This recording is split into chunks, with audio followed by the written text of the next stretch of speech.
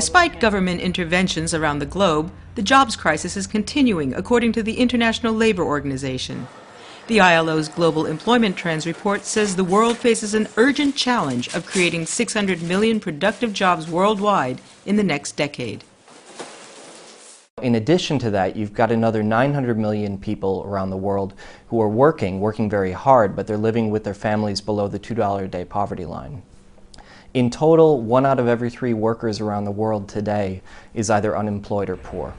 The rate of decline in working poverty has slowed sharply during the crisis, with 55 million more working poor in 2011 than expected based on pre-crisis trends. Other stark statistics point to nearly 75 million young people between the ages of 15 and 24 who are unemployed worldwide. They are nearly 3 times more likely to be unemployed than adults. And the ILO found that people in vulnerable employment, those who work in self-employment or as unpaid family workers, is now 1.5 billion people worldwide, up 23 million since 2009. The outlook for the year to come? The report on global employment is projecting hard times for job seekers in 2012, even under the most positive scenarios. If we have a very rapid solution to the euro debt crisis, we could see an improvement of about 1 million in terms of a reduction in unemployment versus our baseline forecast.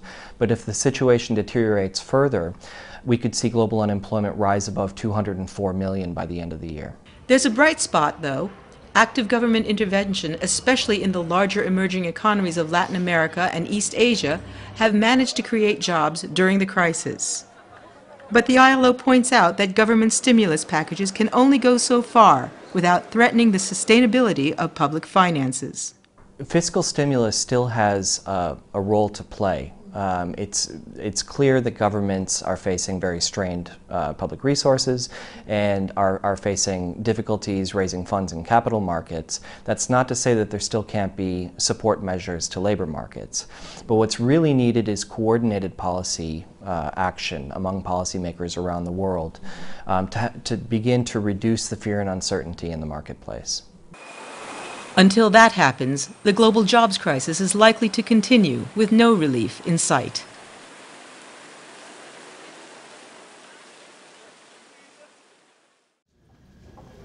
Welcome back to the United Nations Face-to-Face video conversations. We're coming to you live from the United Nations headquarters in New York today. Today we are discussing youth employment and the various issues surrounding the transition of workers or young workers from school into the workplace. Achieving decent work for young people is critical for the progression of economic growth and for more sustainable, inclusive and equitable societies. And while these goals are similar around the world, there are differences in different countries. There are different economic situations, different social situations. We also find that the young workers, especially in poor and vulnerable communities, have limited access to education, they have limited access to credit in order to start their own jobs, and also the choice of occupation sometimes is quite circumscribed. So right now I'd like to introduce some of my guests who are speaking about inspiring and educating young entrepreneurs. Firstly, we have Linda Ben, who is the owner of Leshaua's, a management consulting company in South Africa. She is also the Executive Vice President of the Junior Chamber International. Welcome. Our second guest is Esther Kyte. Esther is the Associate Director of the Commitments Department of the Clinton Global Initiative, which is an organization that convenes global leaders to create and implement innovative solutions to the world's most pressing challenges. Hi. Thank you very much for joining me today. The context in which we're discussing this is that we know that the global youth unemployment situation stands at a staggering 12.7%. We have also seen 6.4 million people just dropping out of the labor force altogether because they've been discouraged, that they are no longer seeking work.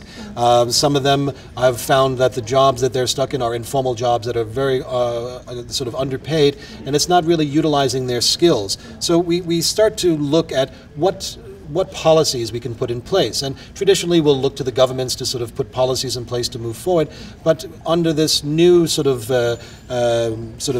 environment that we're operating in, we see a lot of people starting and developing their own coping strategies, developing their own models of business. And what I'd like to do is speak a little bit with you, Linda, about the innovative practices that your company are using and how you're mentoring sort of young workers to enter the workforce. Thank you, Kevin. My company is it's a project management company where I actually do different projects ranging from your business summits to your music concerts to property development, which is quite a range of different expertise.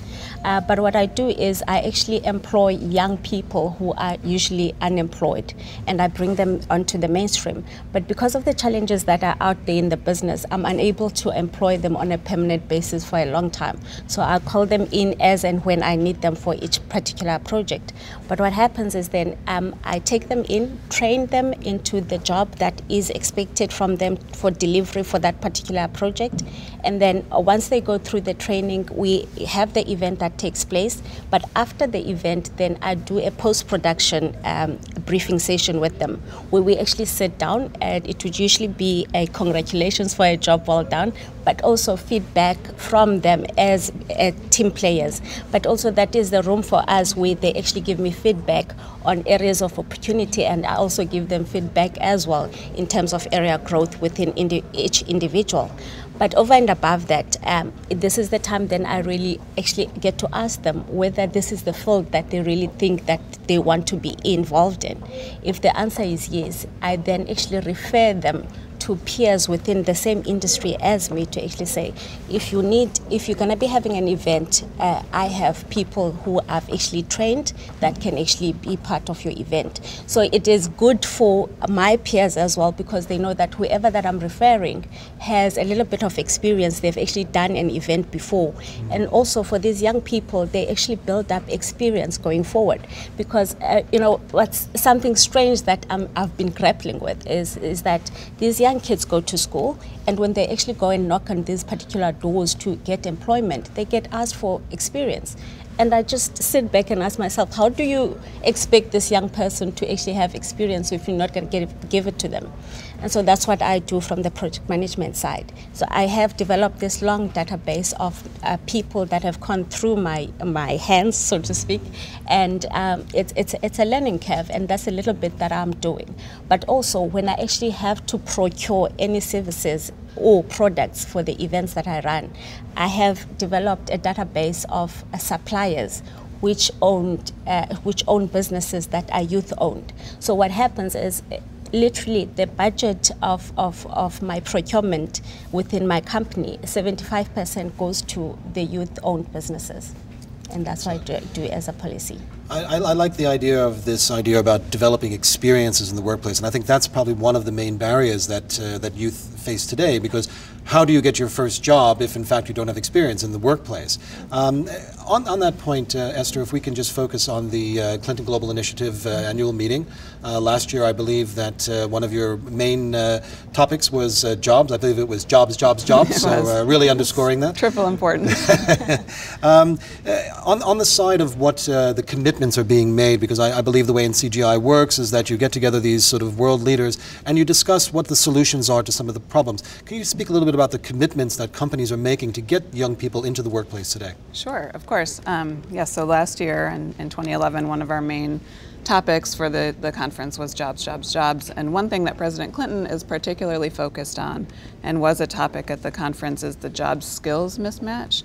So there are jobs available that are going unfilled because of a lack of specialized skills. So as you mentioned, the way that CGI works is that we bring our members together, and the members make commitments to address some of these global issues. So last year we saw a lot of commitments being made around the job, employing youth specifically, and this job skills mismatch issue. So one commitment maker, Net Hope, committed in 2011 to provide 1,000 students in Africa and Latin America with IT vocational training. So they were doing a little bit like what you're doing, Linda, with providing internships, outplacement services, and this was a 3-year commitment. So this is really to bridge the gap between the unemployed youth and also the demand for IT services and skills. But what's cool about this commitment is that through a CGI Haiti Action Network, they actually provided a lot of their students from their academy with jobs and then placed them in permanent jobs. So in 2010, There was 39 students in Haiti, and CGI members hosted 41% of those students and hired 36%. And then in 2011, there was 29 students, and CGI members actually hosted 72%. So far, they've only hired one, but they're just at the very beginning of their hiring placement for the year. So some of the CGI members who are hiring and placing these students are World Vision, Concern, Habitat for Humanity, Invenio, Foncose, and Digicel. So that's one thing that they're doing very concretely in Latin America and Africa, but in Haiti there's that specific piece where CGI members are very active and can be helpful in fulfilling the commitments. So another commitment is Accenture. In 2011, they actually committed to expand their Skills to Succeed initiative, which was a commitment of $100 million to equip 250,000 people around the world with skills to get a job or build a business by 2015. So again, partnering with other CGI members, that's a big focus at the Clinton Global Initiative, is bringing members together in partnerships. So they partnered with organizations including NetHope, but also Save the Children, Plan International, and Youth Business International to expand the reach of their skill building programs. So they're providing financial support and pro bono contributions of time and Accenture employee skills to these strategic partner organizations. I'm hearing a very common theme here, about this, not just the experience, but having the skill sets that are ready to allow youth to be ready for the job market. And of course, it's changing today. We talked a bit in the beginning about the differences on the national level, because it's easy just to give global figures, but to look specifically at a country level, even a sort of a local area.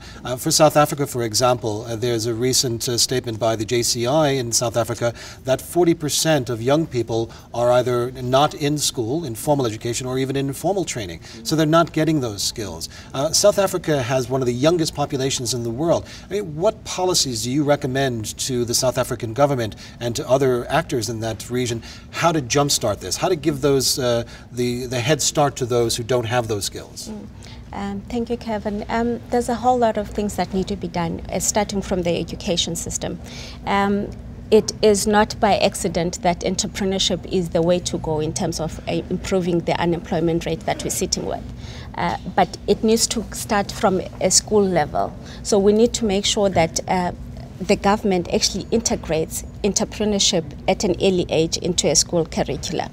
But also, I feel that the whole education system needs to be tweaked a bit. There's a whole lot of skills mismatch where your teaching and your nursing are no longer the only professions currently. But we're sitting with a situation where there's availability of jobs somewhere, but there are no skills to actually to actually match the jobs that are required. So we need to make sure that there is clear career guidance, and students from a young age are actually made aware of the new skills that are needed for their new jobs. But also, over and above that, you have the education. And in South Africa currently, it takes about 3 years for any graduate to actually get a job, which is scary. And that is actually, it's seen as a negative benefit for young persons who is actually trying to study. It's like, why should you waste your your parents' money to go to school if you're going to sit there and be unemployed?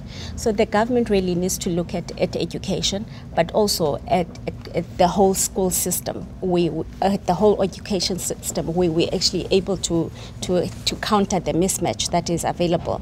But also and above that, there are current, the informal sector within the continent is sitting at 70%, which is quite huge. And the government is actually losing out money that they could be getting from taxes, because that is not happening.